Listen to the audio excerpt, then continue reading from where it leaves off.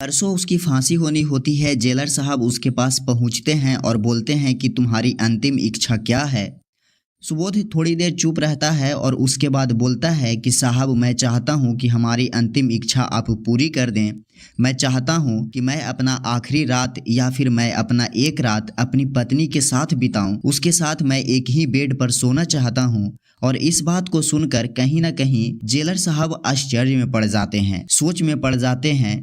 Jailer साहब सोचते हैं कि मैं अपने 20 साल के सर्विस में ऐसा पहली बार देख रहा हूं कि जो कैदी को 2 दिन बाद उसको फांसी के फंदे पर झूलना है और कहीं न कहीं वह दुनिया से सदा के लिए अलविदा होकर चला जाएगा, और उसके मन में यह ख्याल आता है कि वह पत्नी के साथ एक रात बिताना चाहता है, वह पत्नी के साथ एक रात सोना चाहता है। लेकिन अंतिम इच्छा तो अंतिम इच्छा है।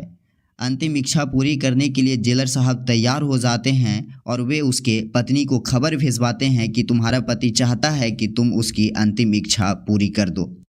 तो आखिर ऐसा क्या हुआ था? सुबोध को आखिर फांसी की सज़ा क्यों मिली थी? उसने आखिर क्या गुनाह किया था? क्या जेलर ने उसकी बात मानी? तो वीडियो में बने रहिएगा और वीडियो को पूरा देखिएगा, तभी समझ में आएगा पूरा मामला। तो नमस्कार दोस्तों, आप देख रहे हैं क्राइम हिस्ट्री 24 चैनल के एक नए एपिसोड में। और अगर अभी तक आपने इस चैनल को सब्सक्राइब नहीं किया है तो सब्सक्राइब कर लीजिएगा और बेल आइकन को प्रेस कर दीजिएगा। तो दोस्तों, आज की जो यह सच्ची घटना मैं आपको बताने जा रहा हूँ, सुनाने जा रहा हूँ, दरअसल यह सच्ची घटना है उत्तर प्रदेश के अलीगढ़ की, जहाँ पर 2 दोस्त होते हैं। एक का नाम होता है सुबोध और दूसरे का नाम होता है प्रमोद। सुबोध और प्रमोद एक साथ खाते, एक साथ पीते और धीरे धीरे एक साथ बड़े भी होते हैं। और एक निश्चित समय के बाद दोनों कहीं ना कहीं एक कंपनी में जॉब के उद्देश्य से ज्वाइन कर जाते हैं। और इसी बीच उसी कंपनी में एक लड़की होती है जिसका नाम होता है वंदना, और वह सुबोध से प्यार कर बैठती है, सुबोध को अपना दिल दे बैठती है और दोनों का एक साथ मिलना जुलना, घूमना फिरना शुरू हो जाता है। सुबोध जब अपना टिफ़िन लेकर जाता तो उसके टिफ़िन से वंदना भी खा लेती है, और जब वंदना लेकर आती है तो उससे सुबोध भी निकाल कर खा लेता है। मतलब यह कहें कि दोनों की दोस्ती इस हद तक आगे बढ़ चुकी थी जो अब औरों को नज़र आने लग गया था। सुबोध का जो दोस्त होता है प्रमोद, वो कहता है कि दोस्त, मैं चाहता हूँ कि हमारी भी दोस्ती उस लड़की वंदना से हो जाए। लेकिन सुबोध को यह सब मंजूर नहीं होता है। कहता है सब कुछ शेयर कर दूंगा लेकिन गर्लफ्रेंड शेयर नहीं करूंगा, और कहता है कि हम उससे तुम्हारी दोस्ती नहीं करवा सकते हैं। इस बात से कहीं ना कहीं प्रमोद नाराज हो जाता है और उसी समय से सुबोध के प्रति उसके मन में जलन की भावना उत्पन्न हो जाती है। एक दिन मौके पाकर प्रमोद उस लड़की के मना करने के बाद भी उसके साथ जबरन करता है, उसके साथ हर वो काम करता है जो आमतौर पर लड़की नहीं चाहती है। उस हद तक वो गुजर जाता है और इसके बाद उसकी बड़े ही निर्मम तरीके से उसका गला दबाकर न सिर्फ हत्या करता है बल्कि हत्या करने के बाद सुबोध के बेड पर जाके सुला देता है। बाद में वहां से फरार हो जाता है और उसके बाद खुद इस बात की सूचना पुलिस को फोन करके देता है कि एक लड़की ऐसे यहाँ पर पड़ी हुई है, उसका डेड बॉडी पड़ा हुआ है। पुलिस मौके वारदात पर पहुंचती है और चूंकि उसी समय सुबोध उस रूम पर पहुंचता है और सुबोध की गिरफ्तारी वहां पर हो जाती है। सुबोध यह सोचने पर मजबूर हो जाता है कि आखिर ऐसा हुआ कैसे, आखिर ये जो मामला हुआ है इस मामले को किया किसने। लेकिन जो मौके वारदात पर सबूत मिलता है, यह सबूत ही सब कुछ होता है और कहीं ना कहीं सबूत के बल पर ही सारा काम होता है। सुबोध की गिरफ्तारी होती है, सुबोध को जेल भेजा जाता है और जेल भेजने के बाद तमाम तरह की चीज़ें होने लगती है।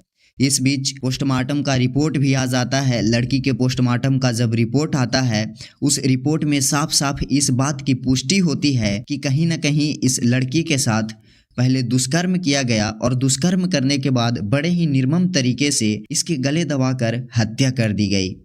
जैसे ही इस बात की पुष्टि होती है कि लड़की के साथ ऐसा मामला हुआ है, सब इस बात को लेकर इस लड़के को फांसी हो इसका डिमांड करने लगते हैं। जगह जगह कैंडल मार्च प्रारंभ हो जाता है। जितने भी राजनीतिक संगठन, सामाजिक संगठन, सब इस बात के लिए अपनी आवाज़ उठाते हैं कि जल्द से जल्द इस लड़के को फांसी के फंदे पर पहुंचाया जाए, और होता भी यही है। समय आने पर और सबूत के बेस पर सुबोध को फांसी की सज़ा जज साहब सुना देते हैं। आज एक बार फिर से एक निर्दोष को दोषी बनाया जाता है। परसों होकर उसकी फांसी होनी होती है। जेलर साहब उसके पास पहुंचते हैं और बोलते हैं, अब सुबोध परसों तुम्हारी फांसी होनी है। और फांसी होने के पूर्व कानून और संविधान में भी ये कहता है कि जिसको फांसी होनी होती है उससे पूछा जाता है कि तुम्हारी अंतिम इच्छा क्या है। तो उसी संविधान और कानून और न्यायालय के अनुपालन करने के लिए मैं तुम्हारे पास आया हूँ और मैं पूछ रहा हूँ कि तुम्हारी आखिरी इच्छा क्या है। सुबोध थोड़ी देर चुप रहता है और इसके बाद बोलता है कि साहब, मैं चाहता हूं कि हमारी अंतिम इच्छा आप पूरी कर दें। मैं चाहता हूं कि मैं अपना आखिरी रात या फिर मैं अपना एक रात अपनी पत्नी के साथ बिताऊं। उसके साथ मैं एक ही बेड पर सोना चाहता हूं। क्योंकि बात अंतिम इच्छा की थी और इस बात को सुनकर जेलर साहब आश्चर्य में पड़ जाते हैं, सोच में पड़ जाते हैं। जेलर साहब सोचते हैं कि मैंने अपने 20 साल के सर्विस पीरियड में ऐसा पहली बार देख रहा हूँ जिस कैदी को 2 दिन बाद उसको फांसी के फंदे पर झूलना है और वो दुनिया से सदा के लिए अलविदा होकर चला जाएगा। उसके मन में यह ख्याल आता है कि वह पत्नी के साथ एक रात बिताना चाहता है। लेकिन अंतिम इच्छा तो अंतिम इच्छा है। अंतिम इच्छा पूरी करने के लिए जेलर साहब तैयार हो जाते हैं और वह उसकी पत्नी को खबर भेजवाते हैं कि तुम्हारा पति चाहता है कि तुम उसकी अंतिम इच्छा पूरी कर दो, एक रात तुम उसके साथ बिता दो। उसकी पत्नी घर से निकलती है और वो भी सोचती है कि चलो कोई बात नहीं, मेरा पति चाहे वह दोषी हो या निर्दोष, कानून तो उसको दोषी मान चुकी है। और अगर पति की इच्छा है कि मैं एक रात उसके साथ बिताऊं तो मैं जाती हूँ। कहीं न कहीं इस बात को सोचते हुए उसकी पत्नी उससे मिलने के लिए जेल के दरवाजे पर पहुँचती है। इधर उसके आने से पहले ही जेलर साहब सारी व्यवस्था करके रखते हैं। उसको जनरल वार्ड से एक रूम में जेल के अंदर ही शिफ्ट किया जाता है और रूम में शिफ्ट करने से पहले उस रूम में एक रिकॉर्डर लगाया जाता है ताकि उस पति और पत्नी के बीच क्या चीज़ें चल रही है इसकी जानकारी हमें मिलती रहे। और वॉइस रिकॉर्डर का जो कंट्रोल पावर होता है वह जेलर साहब अपने ऑफिस में कनेक्ट कर लेते हैं। वहाँ से उन दोनों के बीच जो भी कॉन्वर्सेशन हो रहा है, जो भी बातचीत हो रही होती है, उसको साफ साफ सुन पाएँ। और इसके साथ ही उस रूम के बाहर भी 2 बॉडीगार्ड तैनात कर दिए जाते हैं। पत्नी जैसे ही पति के पास जाती है, जाने से पूर्व अपने पति को देखती है और रोना प्रारंभ कर देती है, जिसे देख के पति भी रोना प्रारंभ कर देता है और दोनों काफ़ी देर तक रोते हैं।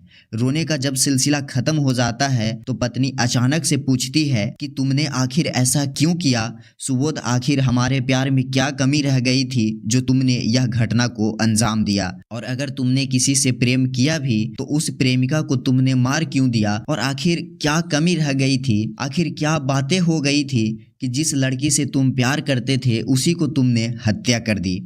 उसका पति सुबोध अवाक रह जाता है, थोड़ी देर चुप रहता है और इसके बाद बोलना प्रारंभ करता है। जिस बात के लिए तुम मुझे बोल रही हो या फिर कानून जिस बात के लिए मुझे फांसी की सजा सुनाई है, वास्तव में मैं दोषी नहीं हूँ। मैं वैसा कुछ भी नहीं किया। यह भारत का कानून है और साक्ष्य और सबूत के बल पर सुनाती है। इस बात से कहीं ना कहीं जितना भी एविडेंस है, जितना भी सबूत है, जितना भी साक्ष्य है वह हमारे अगेंस्ट है। इस वजह से हमें फांसी की सजा सुनाई गई है। तो आखिर क्या बात था, तुम वह बात बताओ, उसकी पत्नी यह पूछती है। और इधर इन दोनों के बीच जो भी कॉन्वर्सेशन हो रहा था, जो भी बातचीत चल रहा था, यह बात साफ साफ जेलर साहब के साथ साथ और भी लोग सुन रहे होते हैं। सुबोध बोलना प्रारंभ करता है, हमारी कंपनी में जहां कि हम और प्रमोद दोनों एक साथ काम करते थे, वहीं की एक लड़की होती है जिसका नाम वंदना होता है और वंदना से हमारी दोस्ती हो जाती है। इतना कि वह हमारा टिफ़िन खा लेती और हम उसका टिफ़िन खा लेते। हम लोगों के बीच बाकी दूसरा कुछ भी नहीं था। पत्नी पूछती है कि फिर इसके बाद क्या हुआ, तो कहना प्रारंभ करता है। इसके बाद वंदना हमसे बोलती है कि हम एक दिन तुम्हारे रूम पर जाना चाहते हैं, नाश्ता करना चाहते हैं, खाना खाना चाहते हैं। और हम भी उसको इस बात के लिए मना नहीं कर पाते हैं और उसको बुला लेते हैं। प्रमोद भी पहले से उस रूम पर पहुंचा हुआ होता है और हम बाजार सब्जी लेने के लिए गए हुए होते हैं। इस बीच प्रमोद उसके साथ क्या किया नहीं किया मुझे कोई जानकारी नहीं है, लेकिन जब मैं सब्जी लेकर आता हूँ तब तक वंदना का मृत शरीर हमारे बेड पर पड़ा हुआ रहता है और वहां से प्रमोद फरार रहता है। मैं कुछ सोच पाता, मैं कुछ समझ पाता, कुछ ही देर बाद पुलिस वहां आ जाती है और पुलिस हमें गिरफ्तार कर लेती है बिना कुछ कहे, बिना कुछ सुने, क्योंकि मौके वारदात पर वंदना का डेड बॉडी मिल जाता है। इस बात को लेकर कहीं ना कहीं न्यायालय, साक्ष्य, कानून यह सब हमारे एंगेस्ट होता है और पुलिस हमें वहां से गिरफ्तार कर लेती है। ऐसा कहकर वह जोर जोर से रोने लगता है, उसकी पत्नी भी रोने लगती है और यहाँ तक कि जो गेट के बाहर जो बॉडीगार्ड खड़े होते हैं उनकी इस बात को सुनकर वो लोग भी रोने लगते हैं। जेलर साहब जो अपने ऑफिस से ये सारा बातें सुन रहे होते हैं, वॉइस रिकॉर्डिंग के माध्यम से उनके कानों तक जो आवाज़ जा रही होती है, बातों को सुनने के बाद जेलर साहब की भी आंखों में आंसू आ जाता है। पूरा जेल का जो माहौल होता है वह कहीं ना कहीं गम में बदल जाता है। सुबोध आगे अपनी कहानी को बताना प्रारंभ करता है। भारत का कानून अंधा होता है और कहीं ना कहीं यह अंधा कानून ही है, इसमें बहुत ज़्यादा कुछ नहीं हुआ और साक्ष्य और सबूत जो मौके वारदात पर मिली उस बेस पर हमें फांसी की सज़ा सुना दी गई। तो कोई बात नहीं, अगर हम चाहेंगे तो हमारा और तुम्हारा मिलन फिर होगा।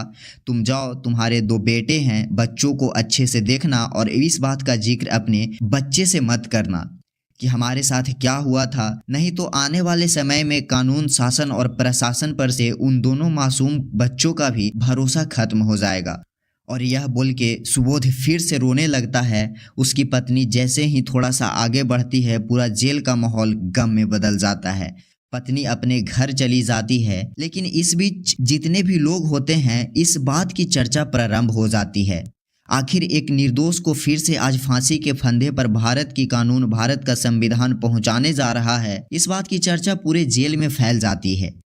इस बीच जेलर जब उस पूरे वॉइस रिकॉर्डिंग को दोबारा सुनते हैं तो उसके मन में अचानक यह ख्याल आता है कि आज फिर एक निर्दोष को फंसाया जा रहा है। कानून और संविधान फिर आज एक निर्दोष को फांसी देगा। 2 दिन बाद सुबोध को फांसी हो जाएगा, तो मुझे कुछ करना चाहिए। अगर हम अपने पूरे सर्विस पीरियड के दौरान अगर ऐसा कुछ नहीं कर पाए तो फिर मेरे रहने और नहीं रहने का कोई फ़ायदा ही नहीं है। जब हमारे आंखों के सामने एक निर्दोष को फांसी के फंदे पर पहुंचाया जाएगा, अचानक से पूरे महकमे में इस बात की चर्चा हो जाती है। अपने आला अधिकारियों को बात की सूचना देते हैं और एक हाई लेवल का मीटिंग बुलाते हैं। जेलर साहब उस मीटिंग में प्रशासनिक अधिकारी के साथ साथ राजनीतिक दल, सामाजिक दल, इसके साथ साथ कई सारे भूतपूर्व जज भी वहां पर मौजूद होते हैं। इस बात की चर्चा वहां पर प्रारंभ हो जाती है और जो जेलर होते हैं वो उस वॉइस रिकॉर्डिंग को वहां पर चलाते हैं। उस रिकॉर्डिंग को सुनने के बाद सब लोग आश्चर्य में पड़ जाते हैं कि आखिर भारत का कानून यह क्या करने जा रही थी और इस बात का निर्णय होता है कि आखिर सही में दोस्त तो उसका प्रमोद दोस्त का है। तो फिर सुबोध को फांसी क्यों, इस बात की चर्चा वहाँ पर होने लगती है और सब लोग इस बात का डिसाइड करते हैं कि अब फांसी को रोका जाए और प्रमोद को फांसी के फंदे पर पहुँचाया जाए। अगले ही दिन इस बात की सूचना सुबोध के घर दी जाती है कि तुम्हारे पति को बाइज्जत रिहा किया गया है। इस बात को सुनकर पत्नी बहुत ज़्यादा खुश हो जाती है और खुश होने के बाद भारत के संविधान पर फिर से दोबारा भरोसा कर बैठती है, क्योंकि सच्चाई कुछ और था और सच्चाई यह था कि प्रमोद ने वंदना का कत्ल किया था, ना कि सुबोध ने। अब क्योंकि परसों फांसी होनी होती है, सुबोध को इधर जैसे ही कोर्ट का आदेश होता है कि प्रमोद को जल्द से जल्द पकड़ा जाए, पुलिस अपना काम शुरू करती है और जाकर प्रमोद को पकड़ लेती है। प्रमोद को न्यायालय में प्रस्तुत किया जाता है और न्यायालय में प्रमोद को फांसी की सज़ा सुना दी जाती है। कानून और संविधान पर भरोसा नहीं करने वाले लोगों का विश्वास और भरोसा फिर से भारत के न्याय प्रक्रिया और संविधान कानून पे हो जाता है। अगले ही पल प्रमोद को फांसी के फंदे पर पहुंचाया जाता है और प्रमोद को फांसी हो जाती है और बाइज्जत सुबोध को रिहा कर दिया जाता है। यही कहा गया है कि कर भला तो हो भला, अगर आप भला करेंगे तो आपके साथ भला ही होगा, अगर आप बुरा करेंगे तो आपके साथ बुरा ही होगा। दोस्तों, इस घटनाक्रम को सुनाने का मेरा कोई उद्देश्य किसी को परेशान करना या किसी को नुकसान पहुंचाना नहीं है, बल्कि तो लोगों को जागरूक करना है कि ऐसी घटनाएं समाज के अंदर ना हो। बाकी इस पूरी कहानी को लेके आप लोगों की क्या राय है, कमेंट सेक्शन में अपनी राय, अपनी प्रतिक्रिया ज़रूर दें। अपने दोस्तों के साथ शेयर करें ताकि वह भी जान सकें कि समाज में क्या चल रहा है और कैसे सतर्क रहना है। और हाँ, अगर अभी तक आपने हमारे चैनल को सब्सक्राइब नहीं किया है तो सब्सक्राइब कर लें, क्योंकि जुर्म की दुनिया की हर खबर, हर राज हम आपके सामने ऐसे ही लाते रहेंगे। तब तक के लिए अपना ख्याल रखें, सुरक्षित रहें, क्योंकि जो दिखता है वह हमेशा सच नहीं होता है और जो सच होता है वो अक्सर दिखाई नहीं देता है। सतर्क रहें, सावधान रहें। जय हिंद, जय भारत।